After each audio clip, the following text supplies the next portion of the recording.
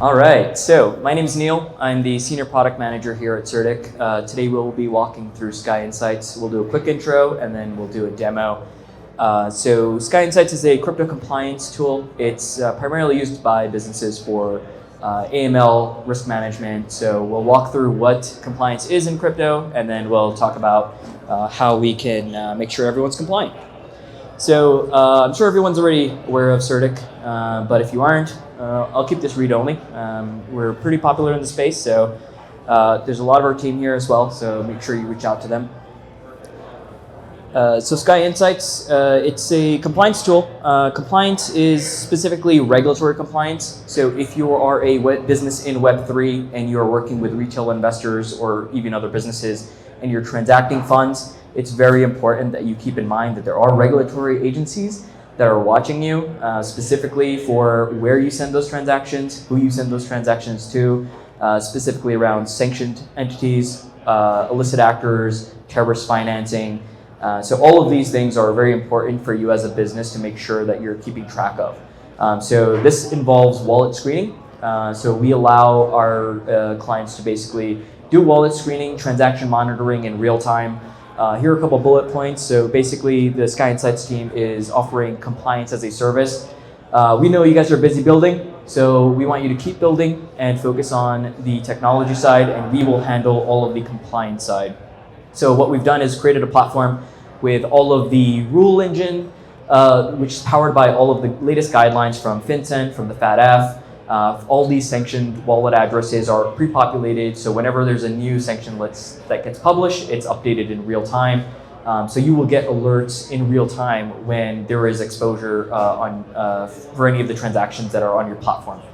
The second part of this is the multi-dimensional risk score. This is a key component of our platform that is unique to us. Obviously, we're a security company, so we have the biggest data set, and probably we are probably the primary source for a lot of these exploits and threats that we see in the space. So we get that data before anybody else does. So when you're looking to kind of provide this compliance as a service, the automation piece is important as well. We don't want your teams to be bogged down with the number of alerts that you need to be reviewing. It is a manual process. So what we've done is we've simplified that process by creating an end-to-end workflow. So transactions come in, we score them, we use the multidimensional risk score, which not only takes into account the compliance risk rules, but all of the security vulnerabilities, incidents, any type of exploits, and we provide a single score. It's a 0 to 100 score, and it routes automatically to a good list, a medium list, and a bad list. So depending on the type of risk score, it will automatically flag that for your team. So your team only has to review the critical items. So you're not looking at 1,000 alerts per day, you're only looking at the ones that you actually need to report. And then the final component is the actual SARS filing piece.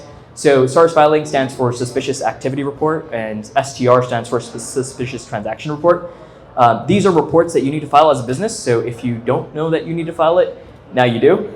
So if you have retail investors, retail users, or even other businesses, this is something that needs to be filed with the regulatory agency in your jurisdiction. So if you're here in the US, FinCEN, FIN, it's a government agency that decides who you get to send money to and who you don't get to send money to. And if you send money to the wrong person or your client sends money to the wrong person, you need to report them. Not really like, hey, this is the guy that you need to catch, but more so you need to file the report and document what the narrative is, what has happened, who the money was sent to, what are the addresses involved, what was the dollar amount, what tokens were used. All of this information, again, is pre-populated in our platform. So all you need to do as a business is click send, and all of that content is already in a report. So it, again, minimizes the amount of work you need to do. By the way, FinCEN only accepts emails and faxes, so there is no API. So we're trying to get that process a little simplified. They're a little bit legacy, so we're doing the best we can, but we do that through the facilitation of the filing, right? So it minimizes the manual work that your team needs to do. So just to give you some numbers, not to scare the crap out of everybody, but these are the latest numbers. Genesis was actually fined last month $8 million specifically for failing to meet AML and KYC standards. right? So what this means is, are you collecting data on who is using your platform?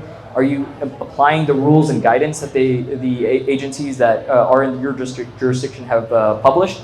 And if you don't, these are the fines you could be looking at. And yes, these are bigger players, but they will come after you even if you're small. So it's very important that you keep in mind that compliance is always considered like the last thing people want to worry about, but it's probably the most important thing because you can literally go out of business if you, again, not to scare everybody, but it is something that I think a lot of people are unaware of. So this is most likely an unknown for a lot of people in the Web3 space. But simplifying that process and providing a tool and kind of automating all of that is the goal of CertiK here. So we develop a lot of these standards and a lot of these guidelines by working with the regulatory authorities. So this is a sample of some of the agencies that we work with. Again, I mentioned all of these guidances are populated in the form of rules in our rule engine. So it's not that you need to go and look at every single jurisdiction you operate in. It's, again, populated for you. So it's removing that overhead cost of doing that research, hiring a large compliance team, and minimizing the cost of compliance for your business. I won't go through the full workflow here, but just to give you an idea of what that workflow is, it's a counterparty identification. So when a user signs up, when you're onboarding a user, you do need to collect KYC. You need to do a wallet screening. So this is a pre-deposit screening. If you have a client putting funds on the platform, the address that the funds were coming from does need to be screened. Along with, if it's a transaction, let's say on a UTXO chain, you need to screen all parties part of that transaction, right? So multiple inputs, multiple outputs, all parties, including fee wallets, will get screened. And this is important because you want to identify any direct risk, but also any indirect risk. So indirect is anything that's 2 hops away, right? So if I've sent money to a party, they also want to know who gave me that money, right? So it could be, let's say Lazarus, which is a North Korean hacker group. That is on the sanctions list. So if I'm sending money that was sent to me by a illicit actor, that money does get flagged. So a lot of businesses will use an intermediary wallet just to freeze those funds, but it's important to make sure that you're collecting that wallet address and you're screening appropriately. Some of the key features, I'll go into the demo in about a second, but know your address, right? So this is what we're talking about, the wallet screening piece. Next one is know your transaction. So we talked about the address screening, and now it's the transaction screening, multiple parties. And then we're looking at the case management side of things, which is what your analyst will be reviewing. If you don't have an analyst, a compliance analyst, basically we provide that workflow for you. So like I mentioned before, these are we'll highlight the alerts that are critical that actually need to be reported. And then you can go through the other alerts and decide whether they need to be escalated or reported, or if you can mitigate some of that risk by reaching out to the client and understanding what the situation was. A lot of the times it's just business. There can be a lot of different business reasons for why there's some illicit activity, like some exposure to Tornado Cash. I think all of Ethereum has some exposure to Tornado Cash, so it might be 10 hops away. So what you're trying to do is de-risk the customer. You do not want to obviously scare your customers away. You do not want to stop your customers from performing these transactions, but it requires mitigation. So just to give you an idea of what our coverage is, so at this point we have 1.2 billion addresses labeled. This is across 1 million tokens, and currently we support 16 chains. So this is going to be some of the ones you see here, and then there's also light support for another 8 coming. And then we have 150 different categories. So this includes 80 illicit categories. And what I mean by categories is like, was this an exchange? Was this an exchange that has optional KYC? Was it an OTC desk? Was it part of a illicit category like a scam, a fraudster, you name it? And then obviously the last bullet point here is the 4,000 incidents detected since 2020.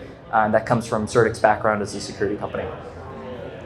So let's jump into the demo, just to give you an idea. So this is the dashboard. When you go to the dashboard, basically as a risk manager or as someone offering crypto trading services or crypto on and off ramps, this is the dashboard that would tell you who are the addresses that you need to be looking at, what were the number of alerts triggered, how many transactions have been monitored, and so this gives you a high-level view of what's happening in your business. When you go to risk inspection, you can pull up specific addresses. So just for the purpose of ETH Denver, I've pulled up Vitalik's address. So you'll see that on the top right, you have a CertiK risk score. So this risk score is a proprietary score that we've built in-house. This has less to do with attribution, but more to do with what exposures and what type of incidents we've seen on this wallet. So obviously some exposure to mixers, a little bit of exploitation, and a little bit of terrorist finance. So it's not a terrible number. 30 is pretty low on the risk scale here, but I'll show you an example of someone who is a little bit more illicit in a second. But this is the type of data that you would expect as a compliance manager or a compliance analyst. So obviously you have all of the metadata on the balance, the value, the total transactions done. You can see individuals, and we have a little Sankey diagram here showing where the funds are going, where the funds are coming from. And then we have a transaction flow analyzer, which is more of like forensic investigation, but you can see in more of like a deeper view of this. So in the middle here, we have the actual wallet, and you can see on the left side, it's the funds coming in, and on the right side, it's the funds going out. So if you open up the mixer side, you can see all of the wallet addresses that the funds were coming from. So you can do a deeper dive and basically do a full investigation if you'd like to. So the power of the forensic investigation is built into the compliance tool. And I'll do another example of just another illicit address here. We'll use Tron. And for the record, Tron is probably the most illicit blockchain out there. So if you support Tron and you have it on your platform, you probably need a compliance tool. So here's an example of a address that has a very high risk. So it has a direct, or it's not even direct, it's origin risk, meaning that the wallet itself was identified as terrorist financing. So if you've engaged with this wallet, please contact us. But yeah, I think that's about it on the demo. We'll open it up for questions, but thank you. And if you have any questions on compliance or security, reach out to our team. Thank you.